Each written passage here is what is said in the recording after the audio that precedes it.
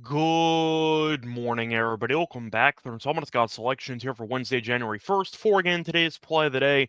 Quick recap of what happened yesterday. We had a push yesterday with the Penguins and Red Wings game over 6 goals and -130 on BetMGM as the game did land 6. Pretty fun game. Decent amount of chances. Both goalies, though, were good. And eventually we got a classic 3-2 hockey game with an empty net draw, and we got the empty netter with less than 20 seconds left. So either way, picked up a push there. Look for a winning day here on Wednesday.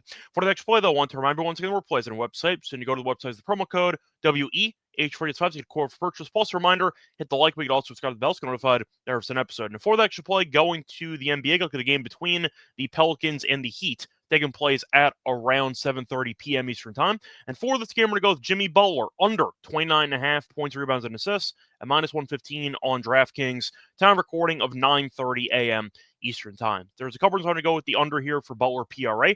First reason is based on some backstory. I question the overall focus and motivation for Jimmy Butler, who earlier this past week, or I should say last week, requested a trade, and the Heat front office said no. So I do question Butler's motivation because at practice this week, a reporter did ask him if he still wanted to be traded before the end of the season, and Butler said, quote, "That is a good question." End quote. In other words, Butler really doesn't want to be there, and I do wonder how focused he's actually going to be to put up some massive stats if he's playing for a team he doesn't want to play for anymore. So I do question if Butler is going to potentially, I don't want to say Vince Carter, Toronto, the situation, but I am wondering if Butler is either going to maybe play less minutes or maybe just going to, let's just say, defer a bit more. Point is, though, I question if Butler's going to be playing at 100% effort. So because of that, I am going to go with the under. Plus, Butler has not played in a while. He's not played since December 20th, so there could be a minute restriction in place for him. We'll see if he ends up playing less minutes than usual. Plus, even when he does play, he's gone under this number quite regularly.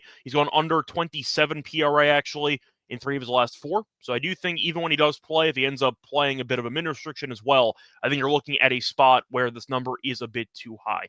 Now, the Pelicans have not been a good defensive team, but they've randomly been good against opposing small forwards, because they're allowing the third fewest rebounds per game to opponent small forwards, and they're allowing the third fewest assists per game to opponent small forwards. So the point is Butler might end up getting some points, but I do think the rebounds and assists should be kept under control. I think 29.5, once again, is a number that is a bit too high. Plus, he's been bad against the Pelicans lately. He has recorded less than 29 PRA in 2 of his last 3 games against the Pelicans. Simply put, you're give me a guy whose motivation's in question, his minutes are in question, and I do wonder if he's going to be playing a lot with him basically missing 2 weeks straight. He has not played since December 20th, but he's gone under this number in 3 of the last 4. Pelicans are good at preventing opposing small forwards from rebounding and from assisting. I think this number's too high, and I'm going to go with the under. So once again, the play of the day here for Wednesday, January 1st, going to be on Jimmy Butler under 29.5 PRA at -115 on DraftKings. Bye, everyone.